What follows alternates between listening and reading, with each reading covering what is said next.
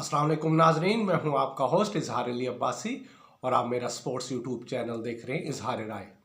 नाजरीन, सबसे पहले आप हमारा चैनल सब्सक्राइब करें, बेल आइकॉन करें और अपनी राय के ज़रिए इजहार करें। चलते आज के खबरों और तज्जियों की तरफ। पाकिस्तान सुपर लीग, आज कोयटा ग्लैडिएटर ने पेशावर ज़ल्मी को ज़ेर कर दिया और 16 रन से चारों छाने चित कर दिया।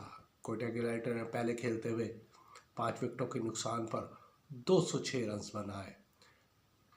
उन्होंने कोयटा ग्लैडिएटर के जैसन रॉय ने और सऊद शकील ने 157 रन की ओपनिंग शराकतदारी की। सऊद शकील ने 74 रन बनाए, जिसमें 4 छक्के और 6 चौके शामिल थे, जबकि जैसन रॉय ने 75 रन बनाए, जिसमें 2 छक्के और 9 चौके शामिल थे। जवाब में पेशावर ज़ल्मी की टीम 6 विकेटों के नुकसान पर 190 रन बना सकी। किंग आज़म एक बार फिर सबसे कामयाब बल्लेबाज साबित हुए, लेकिन वो अपनी टीम को नहीं जितवा सके।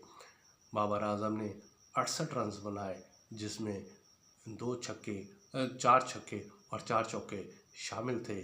उन्होंने साइमन यूब के साथ ओपनिंग शराकतदारी 91 रन की। साइमन यूब 42 रन पर रन आउट हुए, लेकिन वो एक गलत रन दिया की कॉल देकर बाबर आजम ने उन्हें रन आउट करवा दिया, जिस पे उन्होंने मैच खेलने के बाद माजरत भी कर ली। दूसरी तरफ बाबर आजम ने पाकिस्तान सुपर लीग की तारीख रकम कर दी और पाकिस्तान सुपर लीग में 3000 रन मुकम्मल करने वाले पहले पाकिस्तानी बल्लेबाज बन गए। उन्होंने ये संगे मील 80 से ज़ायद इनिंग्स खेलकर सर अंजाम दिया। उनके PSL में 29 सेंचुरियाँ और 1 सेंचुरी शामिल है। बाबर आजम 3004 रन के साथ पाकिस्तान सुपर लीग के पहले बल्लेबाज हैं।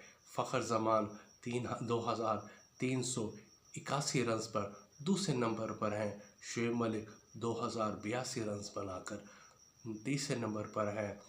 रिजवान, जिन्होंने आज 2000 रन मुकम्मल किए, वो चौथे बल्लेबाजों की लिस्ट में शामिल हैं, जबकि कामरान अकबर 1972 रन बनाकर 5वें नंबर पर पाकिस्तान सुपर लीग के बेहतरीन बल्लेबाजों में शामिल है। दूसरा मैच जो मुल्तान क्रिकेट स्टेडियम में हो मुल्तान सुल्तान और कराची किंग के दरमियान खेला गया, जो एक तरफा साबित हुआ और मुल्तान सुल्तान ने अपने होम ग्राउंड का भरपूर फ़ायदा उठाया और कराची किंग्स को मात दे दी। 185 रन 2 विकेटों के नुकसान पर बनाए।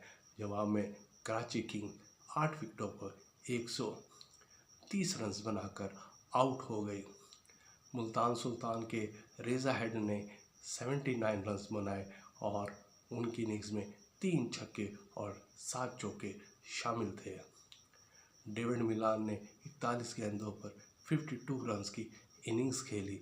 मोहम्मद रिजवान 11 रन बनाकर आउट हुए, LBW हुए।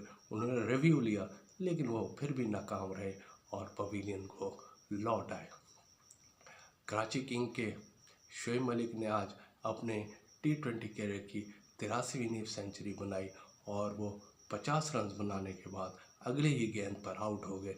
लेकिन 50 रन जब उन्होंने किए तो स्टेडियम में मौजूद उनकी अहलिया सना जावेद ने भरपूर उनका दाद दी और अपने शोहर को खड़े होकर मुस्कुराकर 90 सेंचुरी बनाने पर मुबारकबाद दी।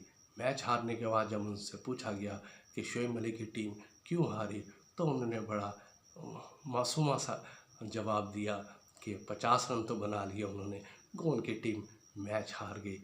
बहरहाल मुल्तान क्रिकेट स्टेडियम में सना जावेद की मौजूदगी में शायकीन ने उन्हें भाभी भाभी कहा और उन्हें मुल्तान क्रिकेट स्टेडियम में वेलकम किया। आज कराची किंग के सबसे महंगे तरीन बॉलर शम्स तबरेज़ साबित हुए, जिन्होंने 4 ओवर में 45 रन दिए और अपनी सालगिरह को वो यादगार न बना सके।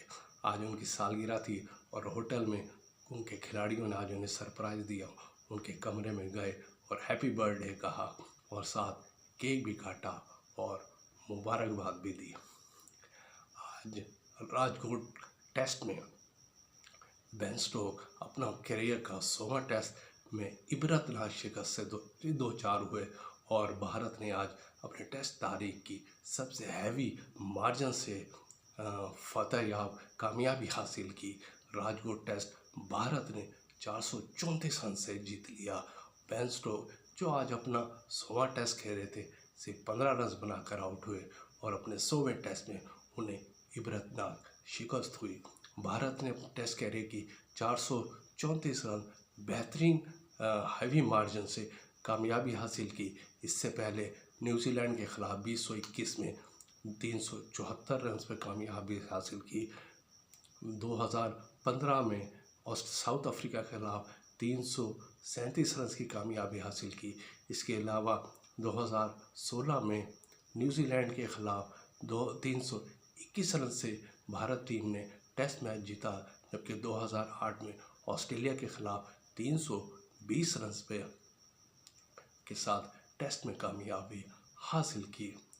2022 से लेकर और 2024 तक ये जो 5वां मौका है जो इंग्लैंड कम तरीन लोएस्ट स्कोर पर आउट हुआ और आज इंग्लैंड 122 रन बनाकर आउट हो गया। इससे पहले 142 रन जो उसने दूसरी इनिंग्स पे न्यूजीलैंड के ख़िलाफ़ बनाए थे, लेकिन उसमें उन्हें फतह का सामना करना पड़ा था। 149 रन उन्होंने तीसरी इनिंग्स में साउथ अफ्रीका के ख़िलाफ़ 2022 में बनाए थे, लेकिन उस टेस्ट में इन्हें शिकस्त का सामना करना पड़ा था। इसके अलावा 158 रन दूसरी इनिंग्स में साउथ अफ्रीका के खिलाफ 2022 में बनाए थे, उनमें कामयाबी का सामना करना पड़ा था।